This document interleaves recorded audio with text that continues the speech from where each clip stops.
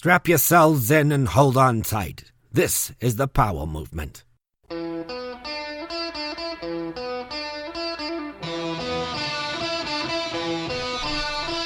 Welcome to the Powell Movement. I'm your host, Mike Powell, and this week my guest is me. Yep, I'm doing an interview with myself on my own podcast, and I had Roy Tuscany, the founder of the High Fives Foundation, research me and do the show. Roy doesn't interview people often, and he does a really amazing job. The heads up that I will give you is that while Roy does a great job and gets some great stories, this is still just a 30,000-foot interview, like everyone's that I do. There's so much more that didn't come out, and I'm sure everyone I podcast with feels that way when they get done.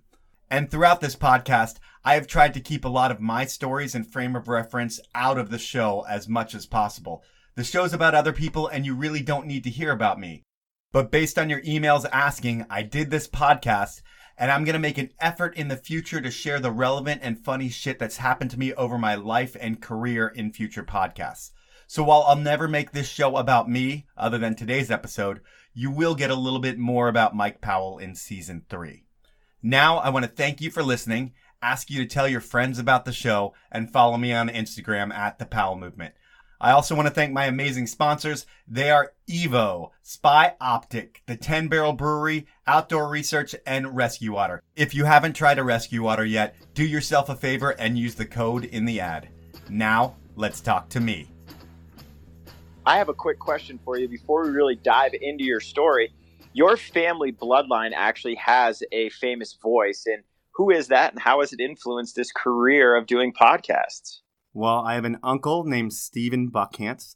He is the voice of the Washington Wizards. He has been for probably the past 20 years, but ever since I was a little kid, he was the local sports guy. I remember being taken into locker rooms and seeing a bunch of grown men naked, and that really turned me off to basketball. They're really huge. Having him in the family, we always got to meet all the athletes, and the cadence of listening to my uncle over and over, I think, helped me later on in life, and my cousin as well, who does soccer for one of the New York soccer teams. So having a guy who does it in your life that you look up to definitely helps you later on when you decide to quit everything you know and do it. Does your uncle listen to your podcast and give you any advice, or does he mostly just tell you, good job, Mike, I'm proud of you for keeping the family heritage alive? You know, I don't think many people in my family listen to the podcast, and that's quite all right. It's not all material that they really care to hear. So I don't think he listens. He's never given me any advice. Now, your uncle has a famous saying, and I think maybe we need to develop one for you to have as your favorite saying now as you progress past 100 episodes. So what is that saying that your uncle has, and what might be that saying that we could now start to use on the Powell Movement? Well, in the Washington, D.C. area, my uncle is famous for the term dagger, which you've heard a ton of times in sports, but my uncle's been doing it forever. And when there's a game-changing moment at the end of the game, Washington Wizards fans expect to hear the dagger, and that's what he delivers every time.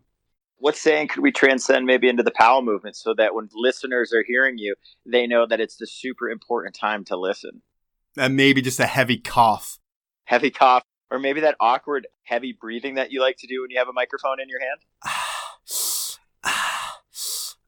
It's always entertaining when there's a big crowd and a bunch of silence and it's an event you can do it at, to just give the heavy breathing, because it really changes the mood for the better. When I've done events with you, that is one of my favorite things, is when you start that loud breathing in the microphone and no one's really paying attention. And then all of a sudden the whole crowd starts to react to what is going on to that sound that we're hearing. Heavy breathing, I think it'll do it every time, right? It does it for me. All right, Mike. We got to hear where this famous voice of yours has kind of transcended from. Obviously, it's in the bloodlines of the Powell family and the people that have influenced you, from your uncle and your cousin. But before we really knew about that, is how did Mike grow up? You know, growing up in D.C., what was your family structure like? What kept the family there? And what were some of the nuances of the Powell family that made you who you are? Let's see. Mom, dad together till I was like 17, 18. Brother and two sisters. One sister older, one sister younger brother. My dad was a developer at a great time to be a developer in the 80s until it wasn't a great time to be a developer. Yeah, we had a very more than comfortable, I would say privileged upbringing. up until I was about 17, 18 years old. And I had opportunities to do just about any different thing I wanted to do. My parents would send me off to do whatever. You know, somebody even called you the Fresh Prince of DC, the Jewish version. You've got an older sister, Kim, a younger sister, Stacy, and a younger brother, Brian. How did that dynamic as a family kind of happen as you progressed through childhood? Were you closer with one? Were you closer with another? Did you take anything away from any of them that continues to make you who you are today? I would say no. I took nothing from anyone that made me who I am today. I don't know. I'm sure I took different things from family members, but not that I can pinpoint. I would say I was tight with my little sister for a good 10-year period while she was in high school and I was in college and shortly after. I've always been tight with my brother, but that means we don't talk that much. And then when we see each other, it's awesome to see each other. And I don't really have a relationship with my older sister so much, but is what it is. Families are different. And I don't think I took too many traits from them as I was busy doing my own thing. Totally. And you mentioned that your parents got divorced when you were later in life. They got separated. It took them like 15 years to get divorced. They kept hanging that one on for a while. You know, you mentioned that your father was in construction and development, a good time to do it. Did you guys as a family see that kind of come apart as mini malls were no longer as popular? Or what was your father developing in the DC area? He was building neighborhoods of like hundreds of houses. And we saw the fruits when it was good and we saw nothing when it was bad. You know, one thing that I found when I was talking to people is one of the most embarrassing moments in your life actually happened during your teenage years. In the Jewish culture, becoming a man gets celebrated by your bar mitzvah. What unique, exciting action happened at your bar mitzvah that some might say is the most embarrassing moment in your life that you openly tell to everyone? When I was 13, as you said, bar mitzvah time, and I had been practicing for a year. I had gone to Nava Feder's house twice a week to memorize all my bar mitzvah portions. And a week before the bar mitzvah, I'm at the bima, which is where, like, your altar, I guess it would be at church. And I'm standing next to Rabbi Laszlo Berkowitz and my tutor, Nava Feder. And I fall down in agony and just pain. And when they ask me what the pain is, I tell them that it's my balls. And at 13, that's very uncomfortable. But my testicle had swollen to the size of like an orange. It was disgusting, but so painful. And I went straight in an ambulance to the hospital. I was in a hospital for a week. I was released just in time to have my bar mitzvah, but I was not able to dance or be put in the chair when they throw you over their head, which is really the most exciting part of the actual party. That didn't happen for me because I had a huge testicle and it was the most painful thing of my entire life. And it's my ball mitzvah. Your ball mitzvah, so your Lance Armstrong shining moment in life. What later came of that? What was this elephantitis of the balls? What actually caused it? Or were you just 13 and you were just horny all the time and you didn't know how to release your bar mitzvah quite yet? I guess it was an infection that started in my bladder and worked its way down to my testicle somehow. And it just got out of control and they couldn't figure out exactly what it was for a few days. So that's why I had to stay in the hospital. And it's embarrassing when you have friends come visit you at the hospital when you're 13 years old. And the reason is you have a huge ball. Now, if everything else was huge, that would be fine. But I just had one huge ball. Well, that is unfortunate. You know, obviously becoming a man and being celebrated, but not getting passed along that chair probably was a bit of a letdown. You go from there and you head to college, Radford University. What was that like, and where did that help shape you at all, or did it not at all? Or was it, you know, you as a child going on ski vacations to Vail? What was more influential in your life? Was it the ski trips to Vail, or is it going to Radford University in Virginia? Ski trips to Vail and different places like that gave me a hobby that was very expensive. But when I went to college, it was right around the time that real estate had changed, and it changed my entire family. So I went from having everything to not having everything. So college really, it shaped me in that it taught me how to be a man, and all the shit that was given to me before that I never thought of, I had to actually figure it out on my own, which I wasn't very good at by any means. But I think college gave me the understanding of responsibility and how to budget money to be able to live, per se. And I studied speech communications there. I played rugby for 4 years, and it was a really, really good time. I think you went from college out to Vail as like your second stint at college life. So many kids like myself after we get done college, we move to one of these great ski towns. I went to Truckee, California. You went to Vail, Colorado. What got you to Vail, and what was that first interaction within that Vail community after getting out of college and going to your second college? Well, I had a year in between there where I had to take 2 summer school classes and then take one in the fall, but I did it at the community college to get through all my stuff. So while I was doing that, I was working at a ski shop, the Ski Chalet, and I met all kinds of people in the ski industry. And, in college, I really couldn't afford to go skiing and snowboarding that much. But up until college, I went a shit ton. So after college, I started going again when I worked at the Ski Chalet and realized how much I loved doing it. And it was worth saying, hey, I'm going to take 2 years and have fun. And yeah, I picked Vail after that year at the Ski Chalet. I figured it had enough nightlife to keep me entertained, and the mountain was big enough that I could spend a couple years there. And the plan was 2 years. Fantastic. I think all of us have that 2-year plan, and then we always end up there a little bit longer, some longer than others.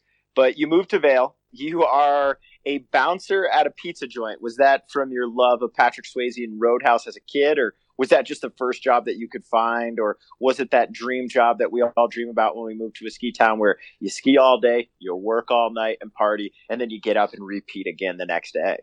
Well, I worked at Christie Sports Vail during the day, and then I worked a few nights a week at Vendettas.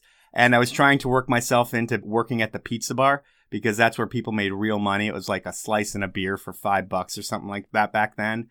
And I wanted to get that job, and the only way to do it was to work the door for a while. And there was no way I was really able to kick anybody out by any means being a bouncer.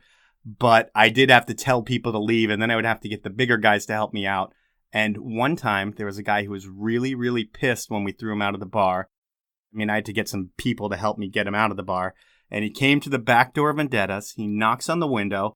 I turn around and I see him, and he looks at me, and he points in his eyes and points at my eyes. And then he points at his watch, puts 2 fingers up for 2 a.m., and then he does the slit your throat thing. And I asked to be escorted to my car.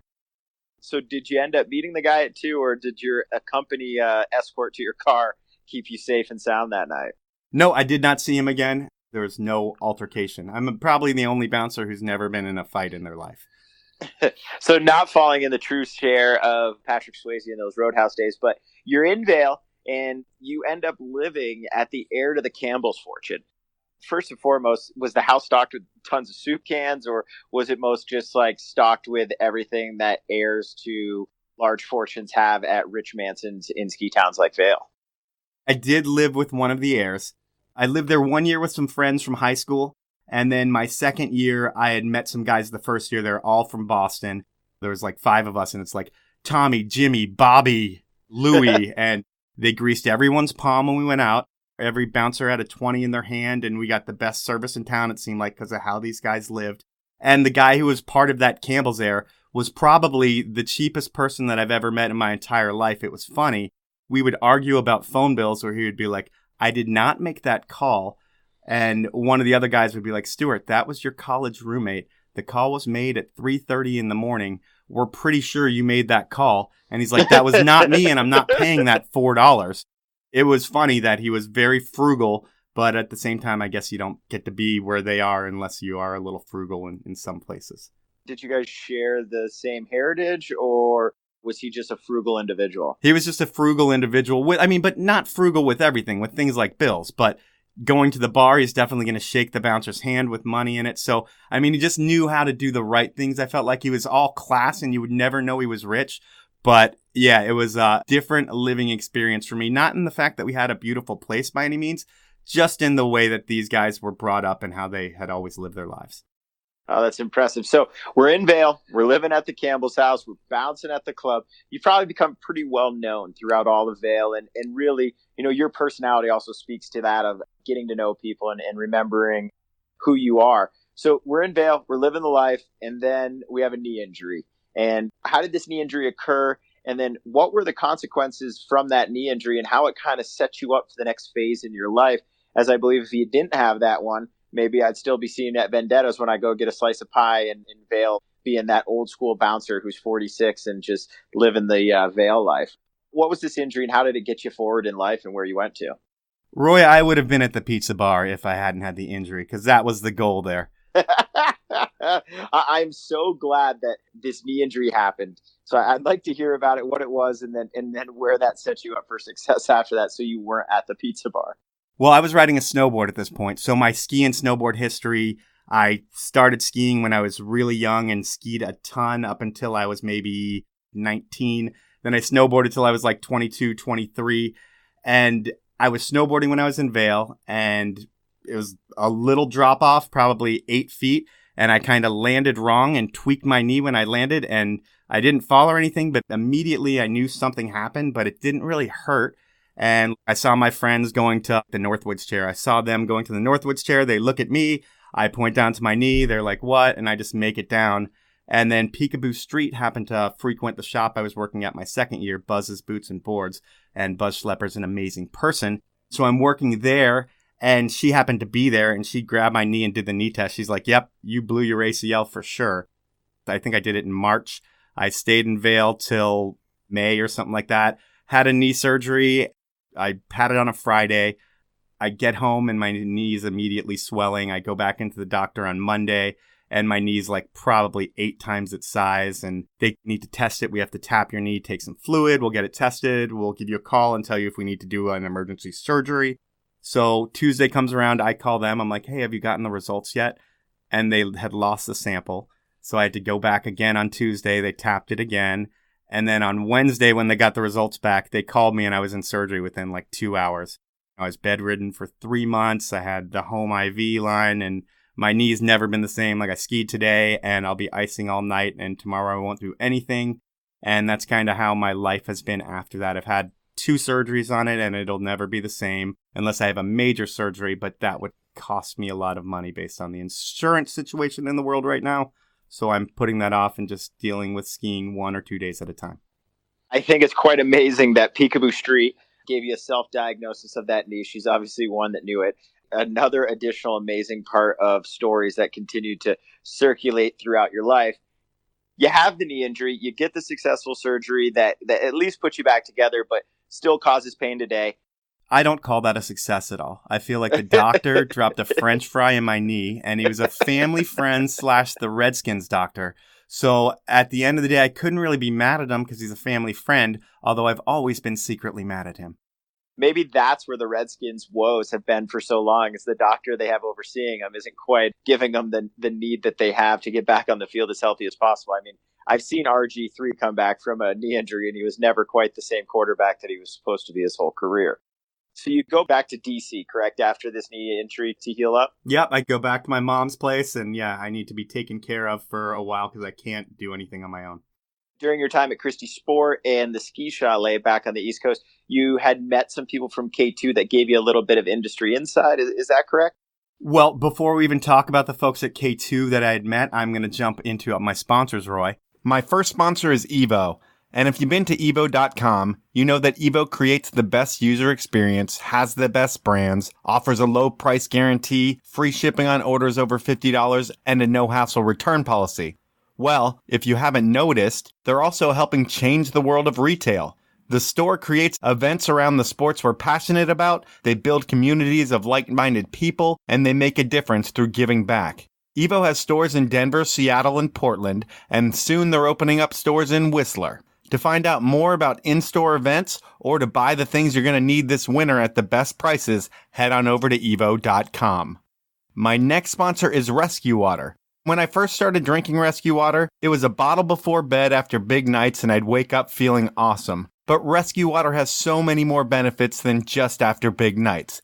It's all about being proactive in your recovery. And Rescue Water is proactive recovery for when you get off the mountain, out of the gym, or done your sport. It's a difference that you will feel, and it will hydrate you so much better than your traditional sports drink. Next time you're at the store, grab a Rescue Water, or head on over to rescuewater.com, enter the code RESQWATERTPM, that's all one word, and you'll get 20% off a 12-pack and become a believer. My next sponsor is Outdoor Research. I've been wearing their outerwear since I moved to Seattle in 2000 because it works better than anything else on the market. It's developed and tested in the Northwest, so you know it's gear you can trust. OR is committed to improving your experience with exceptional product, so you don't have to think about your gear while you're out on your journey. But don't just take my word for it. In this year's Powder Magazine Apparel Guide, there was one brand voted Apparel of the Year. It was Outdoor Research. So when you're shopping for outerwear this winter, get the best. Head on over to outdoorresearch.com. New customers, you will get 15% off your order. When you check out, enter the code Powell Movement. That's all caps, all one word, and valid until the end of the year. Those are my sponsors right there. And back into it. So I actually had met a few people at K2, but the way that I actually found K2 and found a job at K2 was I wanted to keep this ski thing going however I could. Ski, snowboard. I always say ski, but I should say snow. And I was looking online, probably somewhere like monster.com back then, because it's like 1999, 2000. And there was a job for K2 ambassador. And I had an email chain that went back and forth, and that led to a phone call. And then that led them to flying me out to Seattle and onto Vashon Island to see what K2 was all about. And then they had a hiring freeze. So that was right when I had my surgery. So right when they had the hiring freeze, they were like, hey, it's going to be at least 6 months before we can hire you. I was like, okay, I'm going to get my surgery right now instead of put it off. And I'll have that. And once your hiring freeze is done, I'll be able to work for you guys.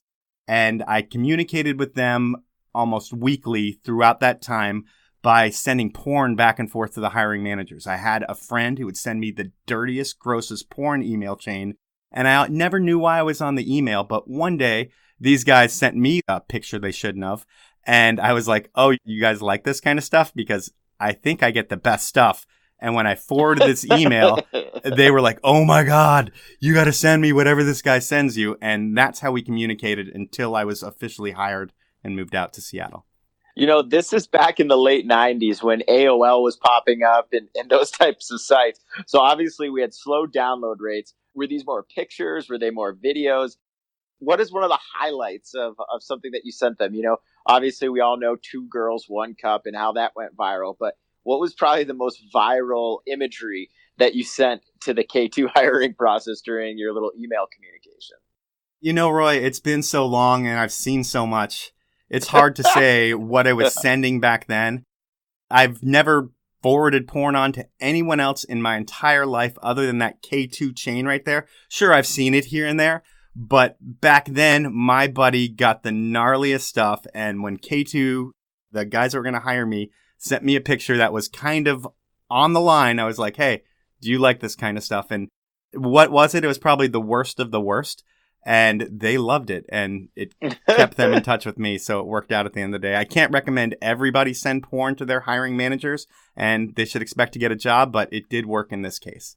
And that is fantastic. Much before corporate HR really took over email chains and what was being sent on them. But you get hired at K2. You are the West Coast ambassador or the East Coast ambassador? I'm the East Coast ambassador. So from DC to New York was kind of my little zone. Okay. And today you went skiing with your brother and longtime friend Mike Goot. And Mike was the West Coast version of you? Yep, he was exactly that. So you guys both get hired on by K2, who then, as we'll talk throughout this podcast, about how you guys kind of interweaved your time there. But, what was the purpose of this ambassador role? Were you just going around stoking people out, or did you actually partake? And was it just in skiing and snowboarding, or was it actually in another sport that one might say has gone to the wayside? But I think during your time as an ambassadorship was actually the financial flagship for K2, correct? Yeah, it was part of the inline skate division, and it was a program of 10 people that pretty much went shop to shop and created 2 to 3 events a week. And we had a traveling demo fleet of skates in the summer and skis in the winter. It was awesome. We just had an expense account. We had to talk to our bosses in Seattle once a week, and we'd send an email reporting what stores we went to and what events we had planned. And we'd work with all different kinds of people to set up demos, the smallest being like 30 people, the biggest being a couple hundred people. And we were just grassroots, door to door. I mean, the way K2 ran it was like I would be in New York City. I'd get a call from my mom because I was living at home when I started because I was only home like a week a month. My mom would be like, there's an 18-wheeler here with 4,000 pairs of flip-flops for you. What am I supposed to do with them? And I'd be like, leave them in the carport. I'll be home in a week. And it was the greatest job ever, Roy. I mean, if I stayed with a friend, I could take them out to like $100 dinner because it offset the hotel cost. And everything I did was paid for. I was giving out swag to everyone. I didn't give clinics or anything like that. I would just go into shops, high five people, talk about the product, and get them stoked on K2. And then at events, I'd turn screws and do whatever you needed to do there. But it was fun. We got to ski. We got to skate. We got to ride the trifecta scooter, which K2 made back then, which is like a 3-wheeled scooter, which was pretty fun back in the day. And yeah, that was remote working for K2 and by far the best job I ever had in my career. So you had an expense account. I believe you had a van that was all tagged up. Let's just be honest, Mike. Were you good with the ladies at this point? Because you basically had a mobile van on wheels, tons of free stuff. You had a credit card that worked for dinners. What was that life like? Did that really set you up for being the ladies' man that you are, or was it a different path there? Roy, I've always played hard to want. Whenever the opportunity presents itself for me to say the wrong thing, it's like I can say the wrong thing and laugh my ass off and talk about that with someone else later, or I could take this person home. Well, I always say the wrong thing. And I don't know why I always choose that, but no, it was not something where I was living like a sailor by any means. It was funny. The first night I ever worked for K2 with those hiring managers in town, it did feel like it was going to be like that. Some girl who was very attractive was all over me, and we had a great night, and she ended up partying with us, and I was like, wow, this is how this is going to be? But that was the one and only time that ever really happened from a work experience or at a work trip. So no, I was not living like a sailor at any moment in time. The reason is just because I always chose to say the wrong thing. That is a part of you that I think is one of my favorite parts is I always laugh when we get to spend good times together. And I think that probably, has been a part of your life for a long time. So you're running the van, you're running this lifestyle, you're the ambassador, you're stoking people out. Obviously, as you said, this is the best job you've ever had. I was going to Woodward 2 to 3 days a week, Woodward, the Pennsylvania one, doing demos. And that was my summer, it seemed like. So I was immersed in everything that I was always interested in. And that was pretty cool. Let's talk inline a little bit. Obviously, inline back in the late 90s, early 2000s with the X Games and everything was one of the hot sports that kind of has fizzled out a lot like ski blades did as well. But what was your favorite trick name that was in the inline culture? I mean, I always liked the fish brain as a classic trick name and the trick itself. When you bring up trick names, I would say the wakeboard world and the rollerblade world are very similar in that a lot of people were very, very young when a lot of these tricks were being named, and the names became just out there and crazy. Outside of Arlo Eisenberg and Jared Grob, some of the tricks that came up, a Mako. What is a Mako, Mike? A Macchio. Oh, a Macchio. Oh, you throw a little accent goo in there. Okay. With a Macchio, you see when people jump on one ski on a box or a rail instead of two and hit it straight up one ski? It's very similar. Okay. Now, did you work for K2 or did you work for Rollerblade? I work for K2, and I call it rollerblading because that's what kids call it who don't work at K2. Okay, fantastic. And who was your favorite inline athlete? I had a soft spot for this kid named Ben Weis, who had no respect for his body. He was like the nicest dude who would take his shirt off his back and give it to you. But there was always something sketchy going on with him. And we're not friends any longer because of that sketchiness. And I might actually have him on the podcast this summer. He reached back out and I had kind of just cut him off as a friend because sometimes you have to do that to people. And he was at that point in his life where it was like, I've tried so hard to help you, man, but you're never going to listen. And hopefully we will reconnect. But Ben Weis, the Ben Weis show, he just did big stunts. And he was always the life of the party until he wasn't. Okay, so you basically crushed it on the East Coast. You are the East Coast ambassador, inline skate and snow. You end up now getting a job at K2 Corporate. How did that transition happen from ambassador to now becoming almost a desk jockey for the company that you were ambassadoring for? There was a job open for the K2 inline skate team manager, a guy named Matt Lacrosse, who is a legend in inline skating. I'm talking in K2 terms now. He had left. The job was vacant. I interviewed and ended up getting the job. And I think it was a couple days after the big earthquake here. I moved out to Seattle pretty much within 3 weeks' notice. Mike, were you any good at inline skating, or did you allow your amazing personality and just the way that you can communicate with people to do more speaking than your skills, or were you just like the number one inline skating fan in the world? My personality and talking skills definitely have helped me significantly. At that time when I took the job, I had played in like 4 roller hockey leagues, and that was what my inline skating was just playing hockey.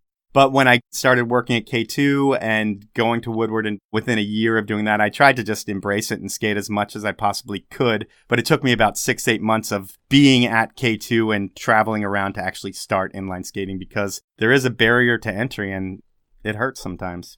You know, you living in Seattle, you being a roller hockey fan, are you excited for the news of the expansion of the NHL coming to Seattle and helping revitalize the sports scene up in the big city? I'll go to some games for sure, but I've never really felt like this city was a hockey city. I know we're very close to Canada, but we couldn't even sustain an NBA team.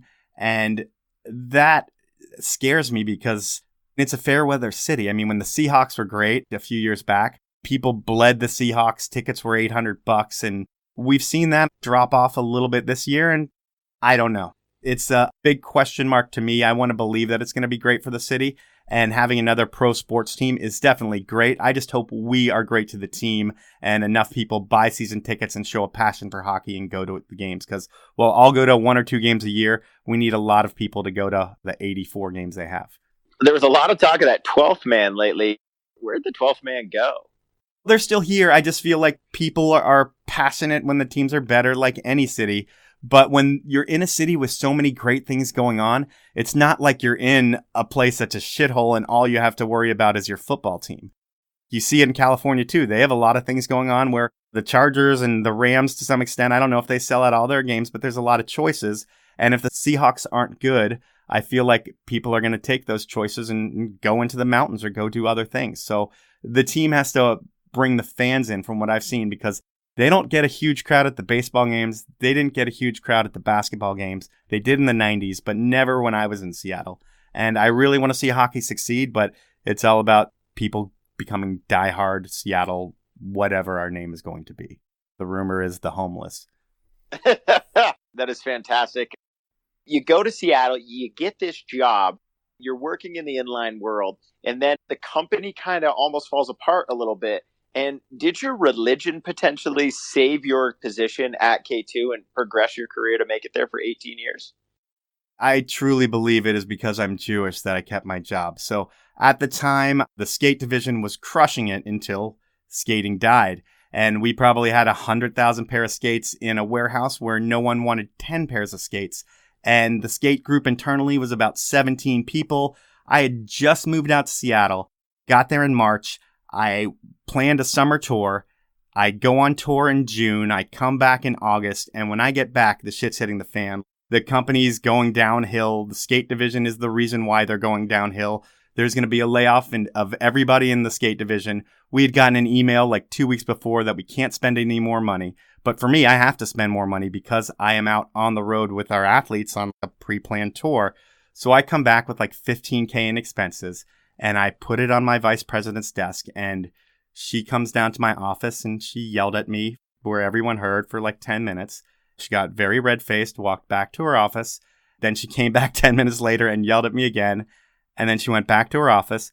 And then a week later, I think it was 15 of the 17 people in skate were laid off. I was one of the people that wasn't.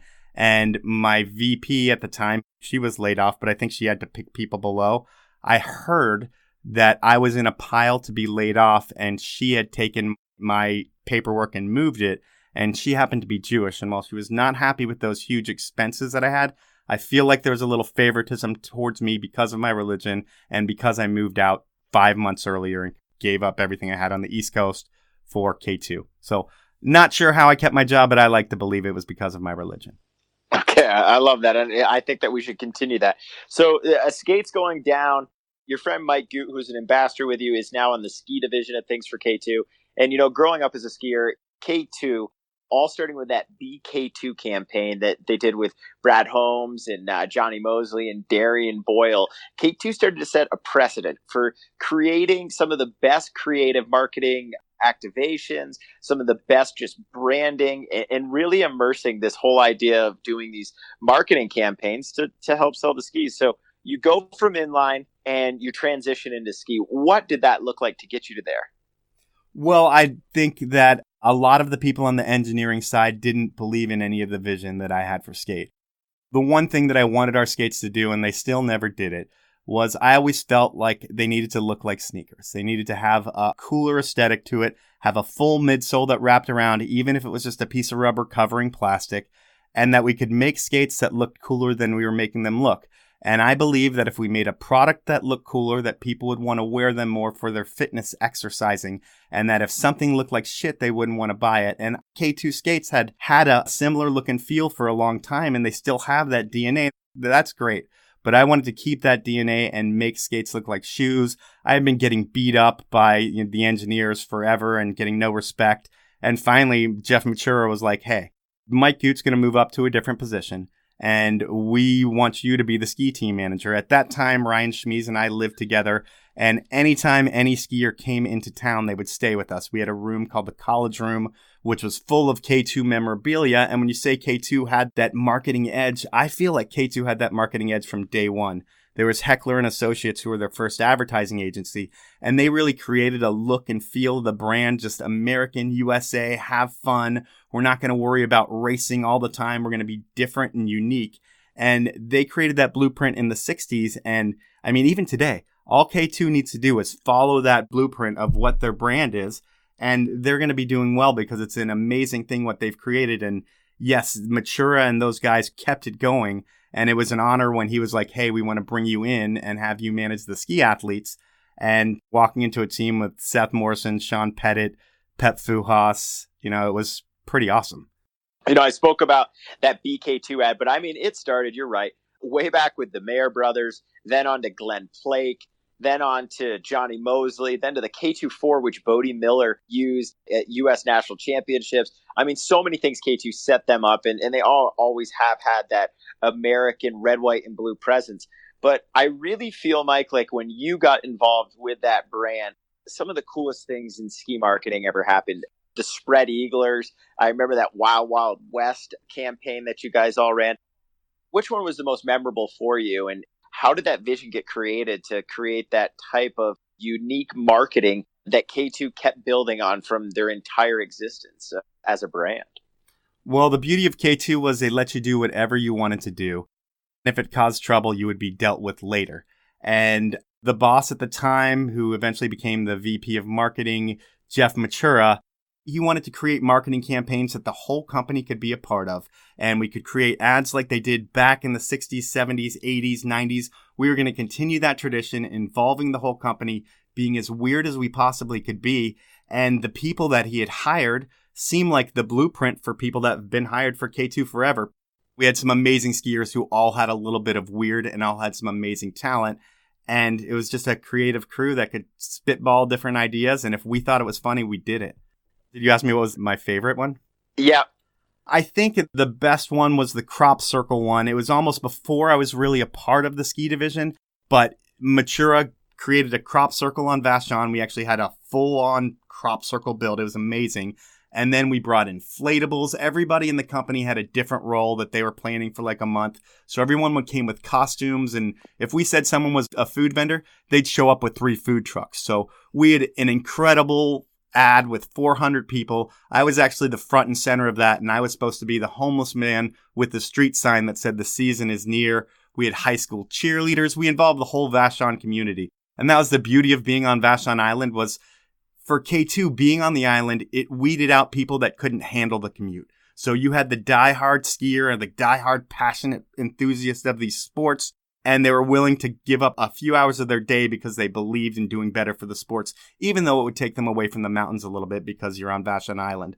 But when you're on that island, it's such a weird place where you can do whatever you want. And the community's more than happy to help out with K2 because they were there for so long. So I think Area K2 was maybe the title of the theme. But every year we had a theme, and it was really fun until we did too many themes and all the reps and dealers were sick of them. Who was your favorite K2 athlete that you got to be the team manager for? I love Sean Decker. I like all the guys. I'm trying to think if there's anyone I didn't like, and I don't think there was. But Sean Decker, I really liked. We would send him anywhere we needed to go. If we needed something to happen, it was either you call Andy Mayer, and if Andy can't do it, you call Sean Decker, because they were those can-do guys who always said yes, and awesome to have in the program. And when I had my baby, Sean was actually living in my basement prepping for like a 6-month road trip we were about to put him on. So Sean Decker, East Coast kid, amazing what he would put his body through. I think almost all the iconic superheroes of skiing kind of were on K2 at some time. You know, you had Shane McConkey, you had Seth Morrison, you had Pep Fujas. I didn't say McConkey. I would say McConkey as well. And I just didn't get to see him as much as I got to see Sean Decker. But that guy, like everything that you saw in the movies of him being funny and stupid, which you already know, Roy, but that guy was always like that. And it was the most refreshing thing to ever have when he would show up at the office, because you would get work done in such a happy, productive way. McConkey has so many great stories, and that's actually how you and I got to meet. It was unfortunately after Shane's passing, Sherry put on the PMS, and you and I have emceed and auctioneered that event for years. But what was probably the funniest prank, funniest email? What is something that Shane may have done to you or that you were a part of that has always stuck in your mind? A great Shane story. Do you have one of those? I do. When Ange was pregnant, when I started telling people, I emailed McConkey. I was like, oh yeah, and that thing I want to tell you a couple of weeks ago? Well, I can tell you now, Ange is pregnant, I'm having a baby. And he just emailed back, yes, you had sex. Okay, fantastic. And what a lead-in. The next pivotal life portion of your transition was that I heard you were a bit on the devil's lettuce, which made you a bit not in the social scene. And you decided that you were going to stop harvesting the devil's lettuce and you were going to start being more social out in places. Is that along the right scale of scope here? I don't remember it quite like that. I do remember the devil's lettuce. I do remember not wanting to keep partaking in the devil's lettuce for a little while because the pricing of lettuce kept going up. And it was such a hassle to find good lettuce at that point in time that I said, I'm not going to eat my vegetables anymore. I'm going to save a little bit of money. So that's why I had stopped the devil's lettuce at that point. But it wasn't about being more social. When I was in high school, I had a fake ID when I was 15, and I drank so much from the time I was 15 to 25 that I was just sick of going out. I did force myself to go out and be more social, but it wasn't because of any lettuce, because I like lettuce. It was just expensive. Lucky for us, lettuce now is so much more achievable. You can go into almost any fine store in the Seattle area and get some of that lettuce. But during this time of inflation of the lettuce cost, you end up going out and you meet a girl, Angela. You guys hit it off the first night. You swoon this girl, and you now are starting down this path of accepting that partner for life. How did that relationship come all about? Oh, well, like I said, I play hard to want, and that was another day where I was doing that. So this is back, I guess we're on our 10-year anniversary. 10 years coming up in a couple days, Mike. Yeah. 10 years in a couple days, which is also, you'll be turning, 45 years old as well, because you got married on your birthday, which is also a very celebrated day, New Year's Eve. All true. My fact-checking is absolutely amazing. But back to the relationship, you meet Ange from your playing. Hard to want. Back then, it was like right when the earpiece came in for cell phones, where people would walk around talking to themselves. We were at this Fremont Street Fair, and there was a little booth, and they had something that looked like an earpiece that people talked in, but it was a little kid's toy with a light on it. So I just put that in my ear all day, and I was just walking around yelling at my mom, it sounded like on the phone. I'd be like, no, Mom, that's bullshit. You know, like I'm in the middle of the street, my finger near my ear on my earpiece, and just yelling at my mom or yelling at my sister, and I'm not really on the phone, and I think that's what really got her attention. From there, I just kept on putting on the moves like that, and it seemed to work. We ended up drinking a lot of beer, and like you said, Sophia worked at K2, Ryan and I worked at K2. Sophia and Ange were best friends, Ryan and I were roommates, and our relationships pretty much started that day, both of us. Like you said, that we had an eventful night, but nothing happened that night by any means, because playing hard to want, most people aren't going to give you anything night one when you're just an idiot all the time. And night two, probably not either. And probably not night three. But eventually, they're going to be begging you for it. Just like you play hard to want, your sponsors want to give people back. Mike, who are some of the great sponsors that allow this podcast to happen? Roy, that's a great question. And we will talk about my second set of sponsors right now. And I'm going to start with Spy Optic. Spy has been around since 1994, so they have a long history supporting snow sports.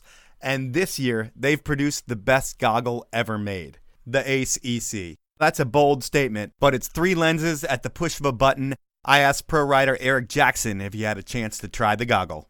Dude, I have. That goggle is a game changer. It's crazy. It's pretty insane not having to ever change a lens. You literally have one lens and it's go time for everything. To get 20% off a pair of the game-changing Ace EC or any sunglasses or goggles, head on over to spyoptic.com, place your order, then use the code capital TPM, the number 20. That's all one word, and you will get that 20% when you check out. My final sponsor is the 10 Barrel Brewery based out of Bend, Oregon. They are all about drinking beer outside and supporting snow sports and culture. They really put their money where their mouth is, and this year there's a bunch of projects that prove that. There's the Pray for Snow movie, which 10 Barrel is the only beer company to ever produce their own ski and snowboard movie. They're also working with Mike Bassich to build a Snowcat mini pub, and they'll have their Hella Big Air contest this year, March 9th at Copper Mountain, March 30th at Mount Bachelor, and there will be one more TBD location and date. So next time you're at the store, make sure you pick up some 10 Barrel and support the beer that supports you. You can find all about the Hella Big Air, the movie tour, athletes, and more over at 10barrel.com. Those are my sponsors, and now we'll get back into the podcast. So you meet this girl, and then they decide to have a barbecue. I really believe that barbecue is what really stepped up the game from the uncertainty to now potentially calling Ange your girlfriend, correct? Roy, a lot of things aren't that clear to me. But if your research said that barbecue is when we became girlfriend and boyfriend, oh, I'm sure you're right. I can't remember exactly. I just know that we met and she could take all the stupid things that I said and did and thought they were funny. And she was also a big fan of salad, like different kinds of lettuce. And she had a great sense of humor and she's attractive and it all kind of clicked. It was weird. I could still be myself with a chick and the chick didn't want to leave. And that doesn't happen that often. So you and Ange hit it off. Now for the next year, you guys go through what we call the dating phases. Went through a couple breakups, and one in particular at the Orage Masters.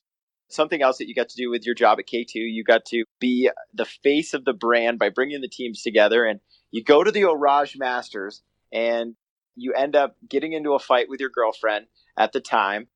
It sounds like a story that needs to be told. Roy, these things I don't even remember, man. We got in a fight at the Masters? Oh, this is all Camp K2.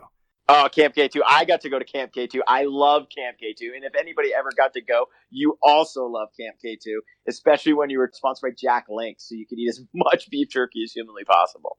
So the first Camp K2 is when all this happened, because we definitely had like a little rocky point. And I was leaving town to go to this event where K2 rented Mount Baker. We had 350, 400 people, 72 RVs, like 70 kegs of beer. We got 24 inches of snow over 2 days and the sun was out both days. So we had Baker to ourselves. We had these tents and pretty much it was a paradise for a skier or a snowboarder. We had people from all over the country here and all over the world, really. And it was like the purest K2 event I know I've ever been a part of.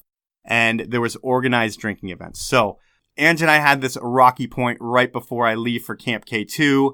And then I go to Camp K2, and then that pretty much is where my career started because there was a Flip Cup tournament there, and I was responsible for organizing it. And it pretty much went that I was going to MC this Flip Cup tournament, and I'd never MC'd anything before. I'd just been around it a lot my whole life. And I grabbed the microphone. We had a bracket of like the 32 teams or whatever it was going to be, and my team doesn't show up. So I'm like, hey, on the microphone, I'm going to take this team on by myself. It's going to be amazing. And me against 4 people, I beat them. I drank 4 beers very quickly, start to get drunk. And while a lot of people think I drink a lot, and it does look like I do, I guess from pictures, especially back then, I don't happen to drink half as much as anybody thinks. So I'm getting drunk pretty quick. I beat the second team. So we've got like 300 people watching me. I've beat 8 people in Flip Cup, 2 different teams. I go to the third team. I beat them on the microphone the whole time, flipping cups, drinking a beer, being like, I am so much faster than you. In between the third and fourth, I'm feeling pretty drunk. I go throw up in a trash can on the microphone as well, putting the microphone in so people can hear it. Everybody's laughing. It's really funny. Will this guy beat 16 people and win all these points for his team in this challenge that we have?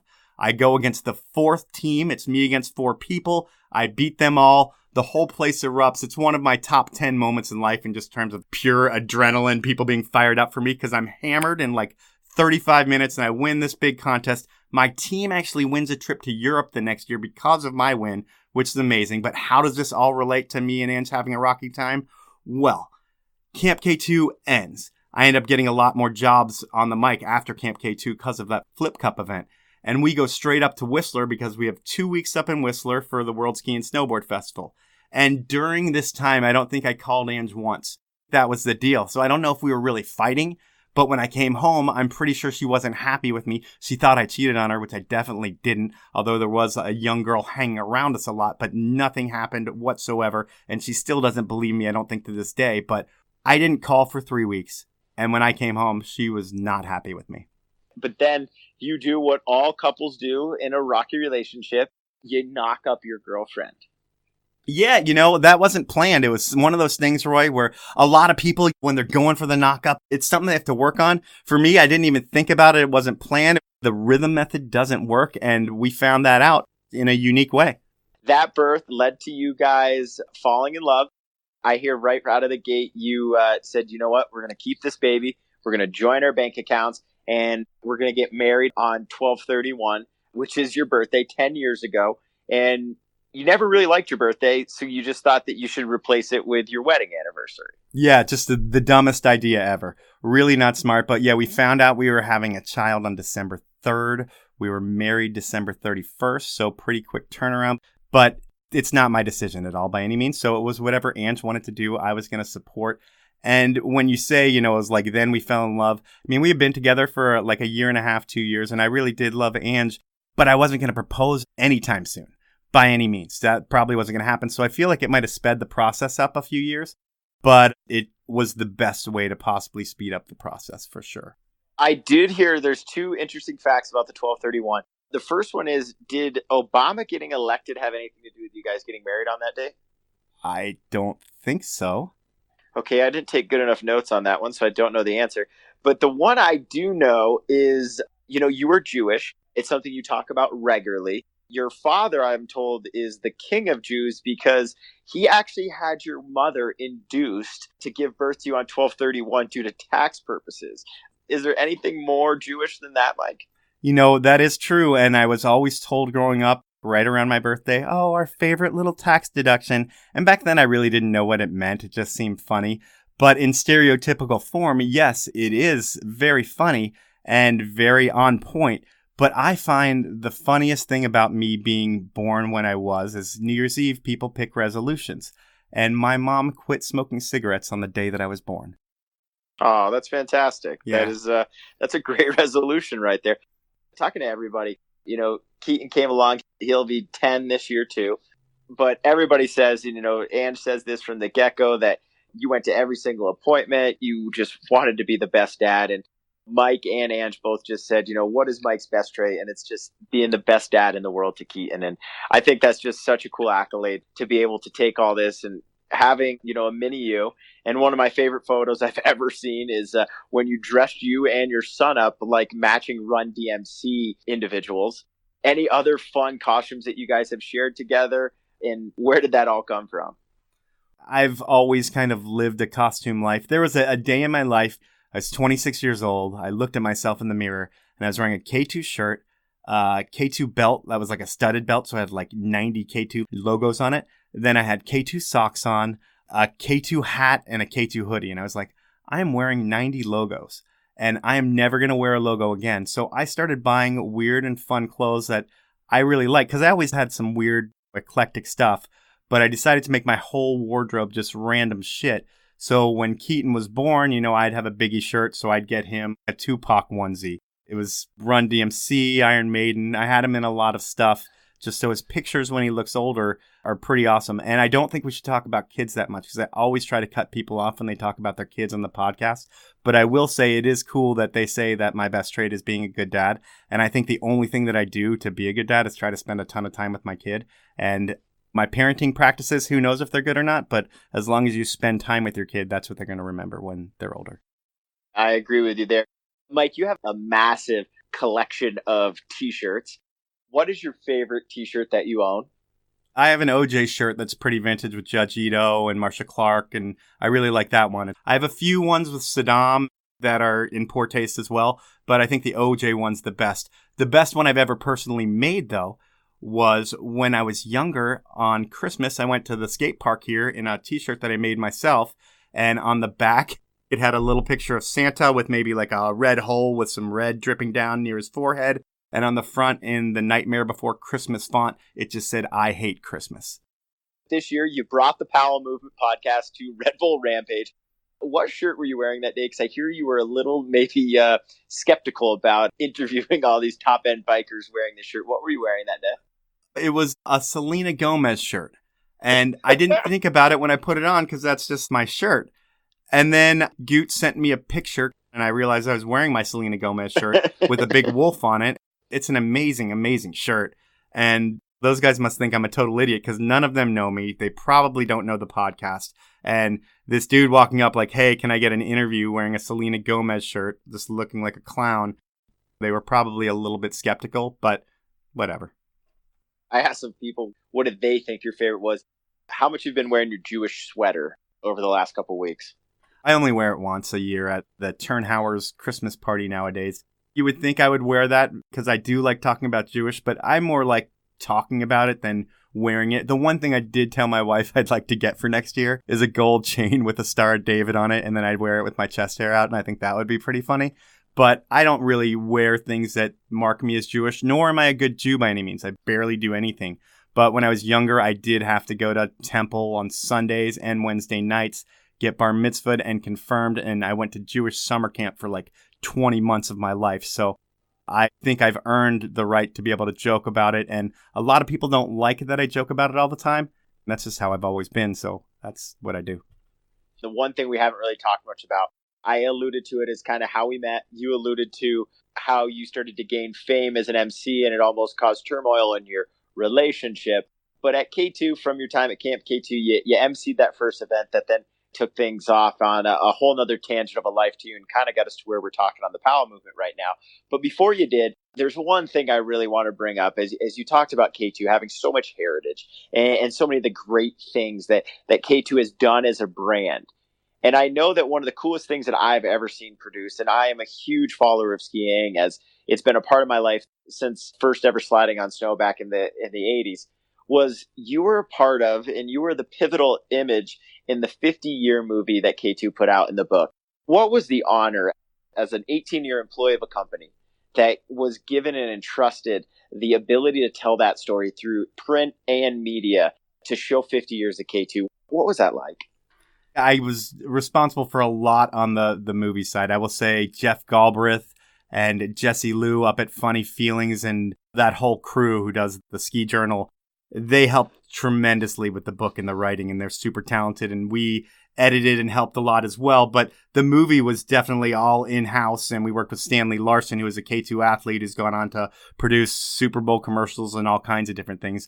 But he was a K2 athlete when it was really fun, when they had cigarette sponsors and beer sponsors, and they partied. And Stan helped with the movie and just interviewing people like Sean Farmer and Travis Parker and Blake and all the legends that we were able to interview. It just helps you understand the history of skiing, and free skiing as we know it directly correlates with K2. And when I think of the K2 brand and the other brands out there, I feel like that's what separates them. I mean, if Hart were still a big brand today, you would say they have those roots too.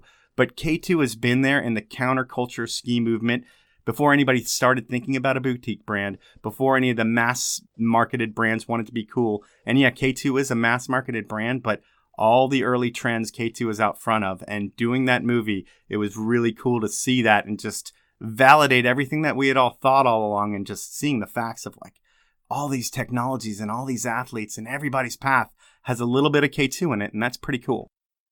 K2, at a certain point, you kind of realize that you're not going to go any higher in the company. You want to spend more time with family and your son. And you have developed a very amazing skill set. Following in the footsteps of your uncle and your cousin, you start emceeing events, starting with Camp K2, then going up to WSI, then being the voice of the Shane McConkey PMS Gala, where you and I got to meet, where we get to put on an amazing show, and then also doing the local fundraiser that we've been able to do the last couple of years and raise money for the school in the place you call home now. And then ultimately, it's now brought on the Powell movement, which is the voice of action sports. And what an honor it is to be able to enlighten your listeners by being the one who's telling this. But Mike, where has this talent, and I believe it really spawns from your wittiness, because you are the wittiest person I know, and your humor is through the roof. But how does that transcript into being an MC? Well, thanks, Roy. I think the one thing with me is you hear me on the podcast, and that's fun, and I can be quick-witted in that as well. For some reason, if it's a live event and it can be 50 people or 100,000 people, having to be funny and creating the environment and the vibe that the event needs to have, that's what I do best. And I don't know, I mean, you and I can have fun and just shoot the shit when we're talking, but I think you probably notice it. The second we get those mics in our hands, everything changes a little bit, and I think it gets a little bit more funny and quick-witted. And for some reason, I feel like I can really be my full self as long as I am walking a little bit of a line when I'm on a microphone. And it's funny because I get done talking on the microphone and I don't want to talk to anybody or talk about the event. It's just kind of, I'm done. I've got to witness it firsthand. You are a true man of words. What has been your favorite event that you've ever gotten to MC? And what is the worst event that you've ever had to MC? I think the best event I've ever been a part of is one that Lululemon runs, which is strange. They actually found me on my website, the Powell Movement, and I did an event for them last year, Weis. I think it's their signature event up in Vancouver, and it's a half marathon. And while I might not wear a lot of Lululemon gear, I do wear their long underwear. You know, that wasn't a brand that really intrigued me. Once I started working with those guys and realized how amazing they are at putting together events, the details, the way they're able to create a vibe. I've never worked with a brand that has more people that genuinely love the brand and they're willing to fork out a lot of their money because they believe in what the brand's selling, and the brand really is doing good and making a difference. And walking out on the stage there, looking at 4 city blocks full of people all excited about this brand. And to me, being a brand guy and then seeing the emotional attachment of all these people with Lululemon, it was just an amazing event for me. And the way that they run it, they spare no expense. So I would say their Weis event, which I did the past 2 years and I will probably do next year, is my favorite event right now. I like the Powder Awards too. I know you do.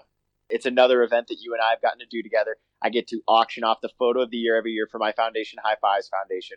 And what a great stage for you to be in front of. I think the people love hearing your voice there. Roy, were you leading me into McConkey? Because I totally fucked that up if you were. I was going to end with that. So there is one thing, and this is kind of how I want to end the podcast. It's the funniest thing I think you've ever said on the air at the McConkey Gala. Do you remember what that was? Was it when Greg Lindsay was dressed up as a camel and I could not stop commenting on how beautiful the camel's toes were and that I thought people should touch the camel's toes and look, there's some fluid on the camel's toe, and I just kept talking about that costume? Was that it? Nope. It had to do with one of the competitors. It was during the Mini Blade Big Mountain Contest. Oh, yeah, I think I know what you're talking about. And the term that I used there, I don't know, I made a reference to a Ziploc bag of like how they're airtight, and not everybody gets that joke. And you know what? Inappropriate, but if not everyone gets it, that's good. I think we'll cut that out of the podcast. But, you know, Mike, that is what I've got to tell your story today. So, Roy, at this point in the show, I want to say thank you to you for doing the interview. We are great friends. We don't get to see each other as much as I would like, unfortunately, but you're one of those dudes where if we lived in the same town, I can see us being inseparable. And it's funny because you do a lot of good for people. I do no good for people, but we still really like each other. And you don't ever hold that against me that I don't support charities or do anything. And I don't hold it against you that you do support people, because I think it's pretty cool. So with that, I want to thank you. We're going to jump into inappropriate questions. You had someone very close and special to me ask these inappropriate questions. They are from my wife, Angela Powell, who happens to be an art director at Zoom Communications and is absolutely an amazing, talented designer. And here is question number 1 for me. It's a 2-parter. Who is your favorite and least favorite athlete you have ever signed? Sean Decker would fit into there. The Step guys, all those guys. it's hard to really pick favorites because everybody who was part of the K2 program all had a certain type of personality and they all got along really well. And at that point where we say family back then, but you got to realize that it's not really a family because it's a business. But we tried to put a team together that was as family as we possibly could in terms of personalities. And everybody gelled pretty well. I can't say I have a favorite, and that's like a cop-out of an answer. And then a least favorite, was there anyone that was ever super high maintenance that I can think of? And there really wasn't. Part B is, who is your favorite and least favorite guest you've interviewed and why?